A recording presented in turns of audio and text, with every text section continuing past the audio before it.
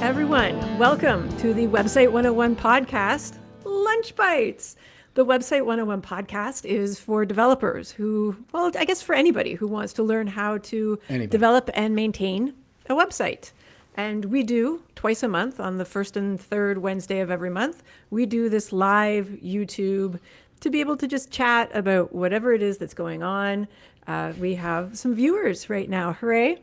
I told my class yesterday, reminded them that the Lunch Bytes was happening, and some viewers. Hooray, live viewers. It's exciting.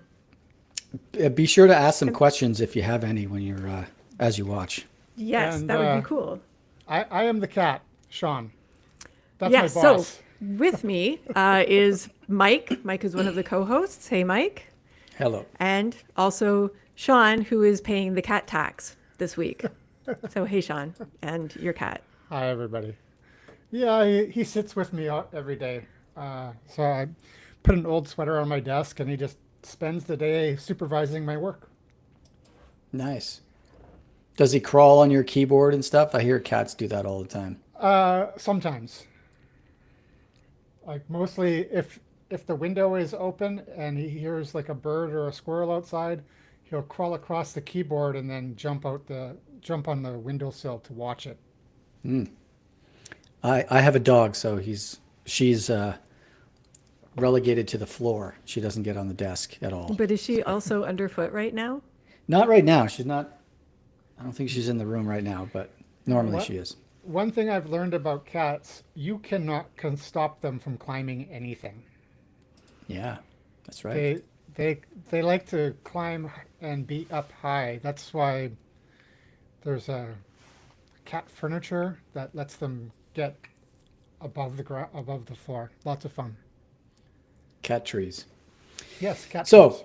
Yeah, I'd enough like about to pets. stop talking about pets. Yep. Sorry. Doesn't have a lot to do with web development. No, What's going on in the web anything tech world? related. Goodness. Well, you guys might recall a couple of weeks ago in Slack, I posted about SendGrid and that they were ending their free program or their free tier. Well, about half an hour ago, I remembered that and decided to start doing it again. And I'm halfway through getting set up with SMTP2, as in the number 2, not the word, to go. And I'll let you know how it goes or soon. So far I've added the DNS settings, and I'm just about to input it into my craft install and test it, but I haven't got to it yet because I ran out of time. So SendGrid, it's SendGrid that's ending, not like Mailgun or one of those other ones? No, it's SendGrid is ending their free tier. Okay. So and I think it ends in August. For any novice people who don't know what SendGrid is, so from a website, absolutely. when you want to send an email, wouldn't it be awesome if you could just, I know like in old PHP, there was just a mail command, and it was probably just like the server's SMTP, and it would just like send a message, and that would be it. But the problem with that, of course, is all of the spammers and all of the people who are sending nefarious emails, and they could write scripts that would do all of that. So that wasn't the best solution. Since then, lots of services are available. You can, depending on the CMS you're using, depending on the APIs that are available, you could use Gmail to send email addresses because they're usually a verified account, or you could use a service like SendGrid that will, I don't even remember, do they check their clients to make sure that they're valid? Well, so what you need to do, and I also logged into my SendGrid account to confirm that it had done the same thing, is you need to set up some API or DNS CNAME things so that you're verifying that you are the authorized user of that domain when you're sending email. Mm-hmm. And then in your account, you'll get an API key and then some information that you can input into however you want to send email. And for me, this is just using craft email so I can send password resets and things like that and get email from forms. So you need to get the SMTP address the user account, password, and the API key. You put all of that in, and you should then be able to send emails. Now, the free And account, also, also importantly, you can send email, but because it's all been verified and because SendGrid is like done everything properly, when the email gets sent, it doesn't end up in the recipient's spam folder. There's a greater right, chance that it and won't end you're up in the spam folder. yeah, if you're trying to do it manually without one of these services, you're at risk of getting your server or address blacklisted. And Yeah. that kind of blacklist would be kind of probably global and really difficult to get out of. So you want to make sure that you are using a service that takes care of all the hard work for you. And that's why they charge money, because they're, oh, my cat's just walking on me.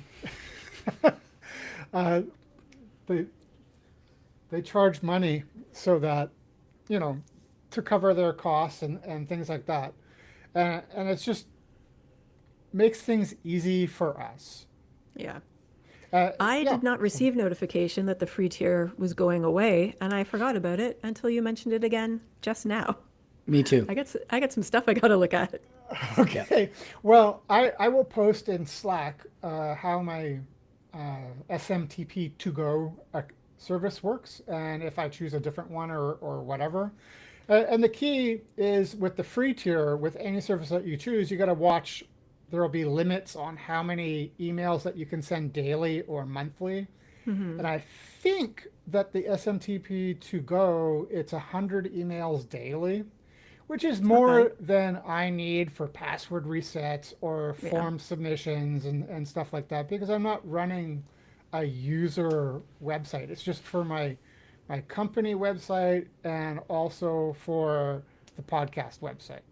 But if you had built a site for a larger organization where they get lots of emails or e-commerce and things like that, you would probably need a paid account to Yeah. ensure that all the emails get through properly. I have a client that's using a paid account of SendGrid, something like 50,000. I don't Yeah, know. I don't know what the limits are, but also it's high. I also have a client that's on a paid account with them, and it perfectly makes sense. But for somebody like me or you guys with our own personal sites, it doesn't make sense to be spending $30 a month or whatever it is to send like 25 emails. If that. Yeah, it's like Yeah. $1 Well, I an want email. No, thank you. Yeah. you got to follow up about that service because I'm sure maybe people watching this later will want to know if it Yeah, works well for let's them. put a reminder to talk about it in 2 weeks. Yeah. Cool. Yeah. Nice. So, what about you guys? What else you guys got going on? I heard an interesting podcast the other day about AI, of course. It was the AI part was what interested me. But do you guys know who Jared Spool is? No. No. So he's a very early on, web celeb type guy. He was like big in the web, even like in the 90s, and did a bunch of Photoshop-y stuff even before that. And Okay. anyway, he's probably in his 60s now, but he's a researcher and speaker and all this other stuff, and big name guy. And he was a guest on the Boag World podcast, and they were talking about AI, and man, did he trash it. He actually he used the word scam. He thinks AI is a scam, and he thinks that for some reason it progressed to where it is now, and it's going to plateau. Like it's not. Basically, he's saying it's not going to get any better. Yeah, and it was so strange hearing him talk because I was just like, "What?" I was kind of shaking my head. Wrong. Yeah. Yeah, it was That- really odd. I didn't listen to that episode. I'm not a fan of the Bug World podcast, but my thoughts on somebody saying that AI is peaked, they're wrong. And it makes me think of what happened with people in their 50s and 60s back when manufacturing was all being shipped out to Asia or cheaper countries. They were all out of work and they're like, I don't want to learn anything. Well, no, you have to learn. You have to keep up. I just posted on LinkedIn this morning about like I'm embracing AI. I'm not giving up. Like I want to Hmm. learn and expand my skill set. Like I think it's really parochial to have such a myopic view of technology. Well, there was a joke at the end of it because Paul Boag, the host, is also getting up there, and he made this joke about, well, that's enough of us trashing AI because we'll be retired soon anyway. And that's I kind of what I feel was thinking that. is like, I feel that. you're probably right. You're probably Yeah. talking about this because it doesn't matter to you. But Yeah. like, I don't know. I just, because they were responding to Jacob Nielsen, apparently, who's the big user experience expert, the sort of preeminent one. He apparently has said some stuff that's basically that AI is going to be taking over a lot of kind of certain types of work and you have to kind of incorporate it into your thing. I don't know exactly what he said, but Jared Spool was reacting to that and kind of taking the other position. And it was really interesting to hear the different, all these big name guys with radically different opinions about it and where Yeah. it's headed, you know? Well, anytime the topic of AI comes up, it always reminds me of, this is a weird parallel to draw, but WordPress themes.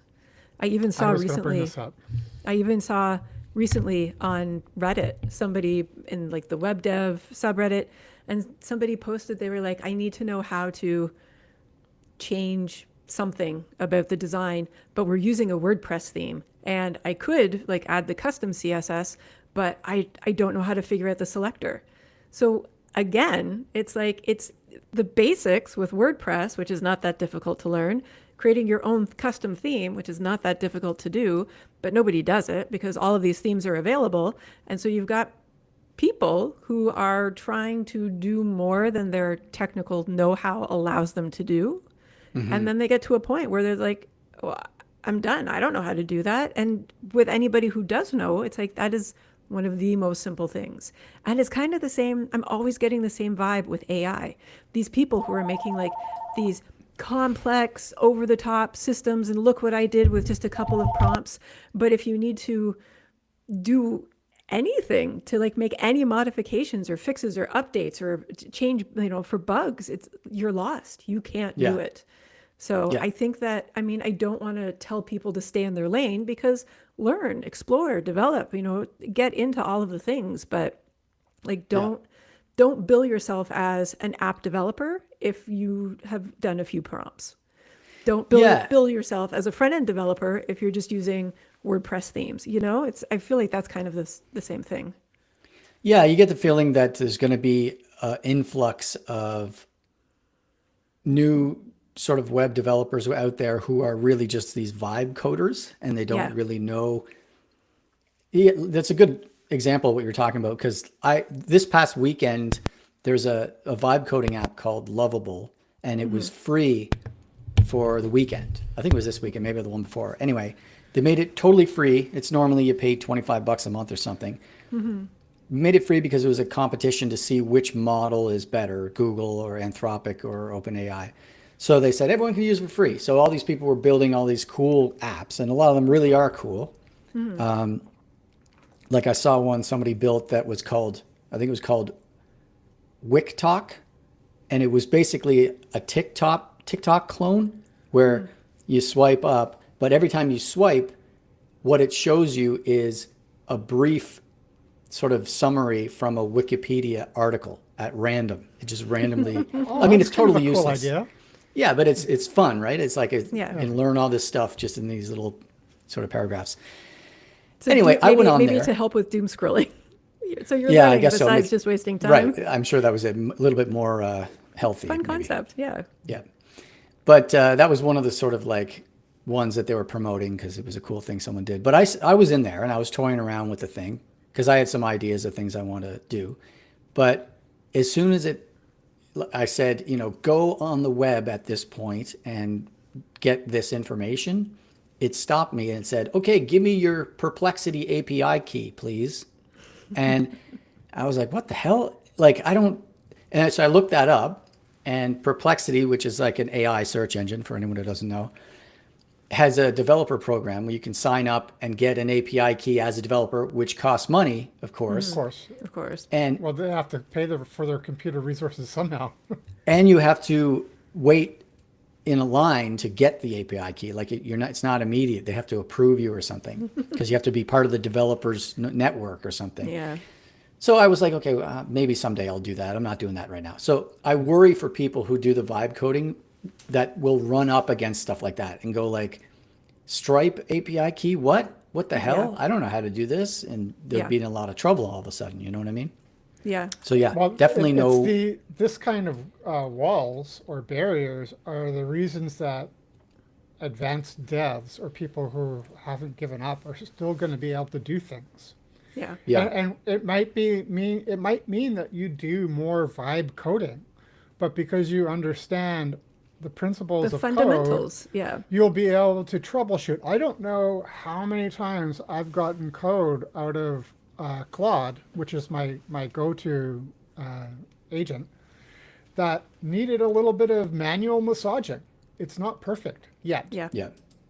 Yeah. I don't know that it will ever be perfect because not even a human is perfect, but it's improving all the time, and there will come a point where I probably don't need to do any manual massaging. I'll also improve with my prompts and how I'm asking it to do stuff. Yeah. Yeah. I was playing, I read a lot. I read a crazy amount. And I used to, because I'm cheap, always just download books for free. But then I got even too lazy to do that. And I finally got off my butt and got a library card so I could use the Libby app. I needed to get like a newer So you're e-reader still that would downloading them connect. for free. So I'm still downloading it for free. But I was like, I need a new book. What am I going to read? So of course I went to ChatGPT and I was like, listen, I like this TV show.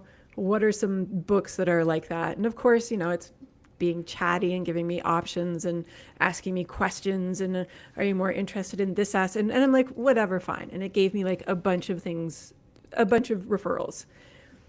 And I thought to myself, well, that's all fine and dandy, but then it just ends right there. Like, wouldn't it be cool if AI started interacting with all of the other things? It's scary, but wouldn't it be cool? Like, wouldn't it be great if I could then tell ChatGPT, great, connect to my Libby app to check that out from my library so that I can then turn on the Wi-Fi for my e-reader and it will automatically download. And I could just do all of that in one session. I wouldn't have to like coming. on my phone flip between apps to like copy the title to go to the other app to paste it in and find like, yeah. And so it feels like a lot of the devices, like the Google device, where is it right there? The Google device or the Alexa device that we also have all over the house with all of these voice commands, except it's still very limited to Google or it's still very limited to Amazon.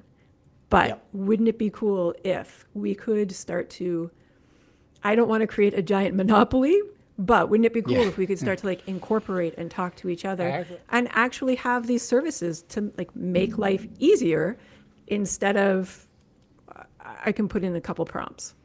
I think that's going to come. I don't know if it's going to be like 3 years out from now or 10 years, but it's definitely coming. And But so then my question though, but what do you think though? Do you think that it will be able to connect to Libby to get the book from the library? Or do you think that it will only ever connect to Amazon so that you have to buy the book? It'll only ever connect to Kobo, so you have to buy the book because that AI will have some commercial partnership. Like there will probably be a tier where you're allowed to connect to external apps, and you're paying You'll probably have to $5 pay or for $10 a month. Yeah. Oh, and going back to you don't want to create a monopoly. If I had an idea and I would go all in and create a monopoly so that I could just be like Rogers, Telus, or Amazon or whatever and like own the world. Well, this kind of thing did happen before. Like there was a time when early smartphones or early cell phones, I guess I should say, you couldn't send a text message to someone who was on a different cell network than you. So if you're a Rogers customer, I don't know if Rogers was one of them, but let's for example, you're a Rogers customer, I'm a Bell customer here in Canada. I couldn't send you a text because you're on a different network than me. And then they sort of, I think there's a word for it, federalization or something, where they said, okay, there's just a protocol for texting. Anyone can get a text. We're not going to limit it to certain providers or whatever. Well, you that have to would have been standardize it. CRTC, It's like right? VHS versus beta. Once we standardized, all the manufacturers made compatible things. Well, no, but that's different. Like that's actually hardware. What Mike is talking about is just data. Yeah, So I mean, I, that would be regulated through the CRTC. That hey, companies, stop trying to nickel dime your clients for absolutely everything. oh, Yeah. okay, yeah, Smart. more about regulation. Yeah, Yes, I think so. but I don't think it was specific to Canada though. I think it was like a bigger kind of global type thing. And last time we did this, Amanda and I, we did a review of Notion's new AI note taking thing that it does in meetings. That's a good example of what you're saying, Amanda, because the reason I liked that thing so much is I would normally take notes in Notion for meetings. So like, let's say I'm building a website and I have to create a sitemap for a client. And then we have the meeting and I fire that thing up and then it detects that someone said, Mike needs to share the sitemap. That's one of my action items from the meeting. I could go in there and create, sitemap could be a link to the page I already created in Notion, right, about the sitemap. Whereas there's all these other services I've been hearing about when we've been sharing that video, like Granola was one where it sort of like does that AI note-taking thing. But as far as I understand, it's captured in its own environment, which is separate from something like Notion. One of our friends told me about his system where what he has to do is record a video of the meeting he's in, then upload the video file to a service, which will then transcribe it in AI and then download it. And I was like, oh man, that's a deal breaker for me. I'm not doing all that stuff. Yeah. There's way too much friction in that process. Yeah. So definitely this process where if everything can be connected and like go talk to the library and put it on my phone and then that'd be like dynamite. I don't know if we'll get there because you're probably right. There'd be a lot of corporations behind this that want to control everything. But Yeah. I also this week thought of a problem with Notion, with the whole Notion taking the notes and stuff. yeah, So again, everybody, dear viewer, don't start relying on these too much because it's great and it works well and you're going to use it for all of the meetings and fantastic. And then what happens when you have a client that wants to call you on the phone? yeah, You're going to have to put it on speakerphone. You're going to have to, and then they're not really going to be able to hear you that well. And like, Yeah. so I mean, you can't always totally completely rely on just one service or just one Yeah. tool. that's true.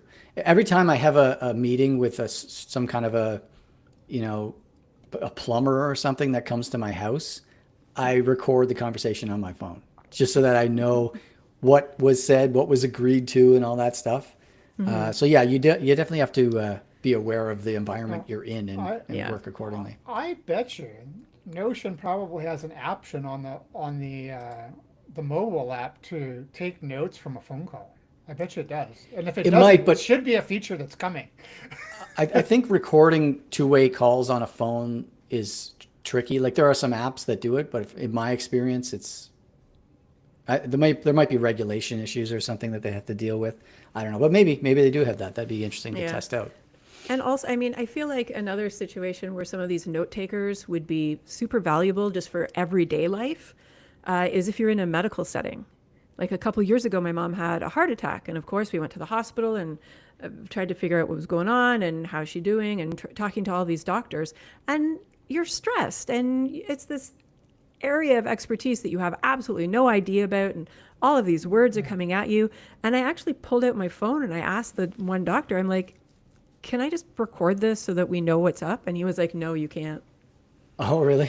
So I don't know if it was just this guy being a tool or if it's actually like medical environments you're not supposed to make these recordings because they don't want to be held Yeah. liable Well, if anything technically, happens. in Canada, he cannot stop you from recording. We have one-party consent, so you can. Yeah, I record. mentioned that. That's what on Mike our said last last episode. time. I wouldn't have asked. I would have just like, boom, put it in my breast pocket, Well, I be was done. trying to be respectful, and again, I panicked, understand that. didn't know what was going on, trying to be the nice person who's not getting in the way of my mother's medical recovery, and it was just like, oh, Okay. Well, hopefully- Sorry, man. I think seems very unprofessional to not allow recording because, like you said, you're stressed and you want to remember things accurately. I think it says in my doctor's office, there's the sign that says, please turn off all cell phones or something like that. I'm pretty sure that's up there. So you're right that I don't think they're allowed to legally do that, but I'm not surprised that they do for all the, like you said, the liability issues and stuff. Yeah. Did his explanations get more clear after you said, I want to record this because I don't know what the fuck you're talking about? Well, no, it's not that his explanations weren't clear. It's just, it's medical jargon that I don't know. Yeah. And so he, kept saying the stuff, and it was the exact same level of me not knowing what's going on, trying to sucks. remember keywords that I could go and Google later. It would be like us talking to a new client who's technically unsavvy, and all we do is spit out jargon and techno babble at them to like intimidate them into like doing what we want and charging them lots of extra money. And then to basically say, Not that we would do that. yeah, but your server's doing fine, so I'll see you in 4 months, and turn around and walk away. And it's like, what Right. was I supposed to do again? Yeah, it was. Exactly. So yeah, I think you should just, if this ever happens again, just subtly hit the record, put it in your pocket, and deal with it without asking, because that's what I will do. ABR, always be recording. Always be recording. Yes, I need to go out and exactly. get those, what is it? Those Ray-Ban glasses. Yeah, the Meta things. Yeah. Yeah. That'll be the next big I thing. don't want to the give new Meta glass any hole? money, but they're nice looking glasses at least. Yeah, that's what I hear. I haven't dug Yeah. deep in them, but yeah. And God, can Chris you Pratt, imagine? I had to Google who the two spokespeople were in the commercials because I do not think Chris Pratt looks like Chris Pratt in those commercials. Oh, I haven't seen them. I have If to you check ever that come out. across them, it's Chris Hemsworth, and you're like, who is that other dude? And it turns out it's Chris Pratt. Wow. Wow. Yeah. All right. So we got anything else to say, or it's lunchtime? Are we done? It's noon. It's lunchtime. I'm hungry. Yeah, that's good. Thanks everybody for Thank you. watching. Yes, and we'll see you on the first Wednesday of July. July. I forgot what month we were in. Yeah, and subscribe to the podcast because it's coming back soon. Subscribe to the podcast, like and follow, and all of the Share. YouTube things, and share. Yeah. Bye.